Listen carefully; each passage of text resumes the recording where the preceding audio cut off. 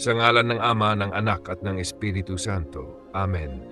O Diyos na mapagmahal at maawain, lumalapit ako sa iyo ngayon na may pusong nagpapakumbaba at kaluluwang naghahangad ng kaligtasan. Inaamin ko, Panginoon, na ako ay mahina at nagkakamali. May mga pagkakataong nalilihis ako ng landas, may mga sandaling ako'y natatakot, at may mga araw na nawawalan ako ng pag-asa. Ngunit sa gitna ng lahat ng ito, ikaw ang aking sandigan.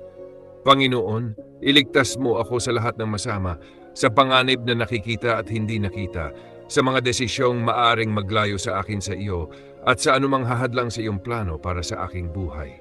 Ilayo mo ako sa tukso, sa galit, sa takot, at sa kawalan ng pananampalataya. Punuin mo ang aking puso ng iyong liwanag, ng iyong katotohanan at ng iyong kapayapaan. O Diyos, ipagkakatiwala ko sa iyo ang aking buhay, ang aking nakaraan, ang aking kasalukuyan at ang aking kinabukasan.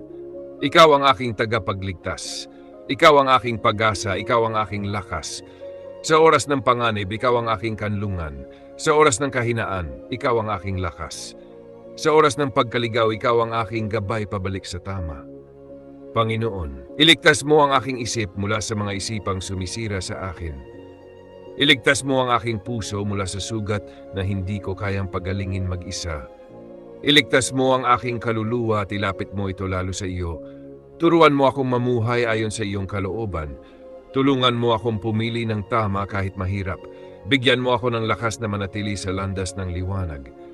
Salamat o Diyos, dahil ang iyong kaligtasan ay hindi ko kailangang paghirapan. Ito'y regalo ng iyong pagmamahal. Salamat dahil hindi mo ako sinusukuan kahit ilang beses akong nadapa. Buong puso kong tinatanggap ang iyong awa, ang iyong paggabay at ang iyong kaligtasan. Sa iyo ako nagtitiwala, sa iyo ako kumakapit at sa iyo ko iniaalay ang aking buhay. Sa ngalan ng Ama, ng Anak at ng Espiritu Santo. Amen.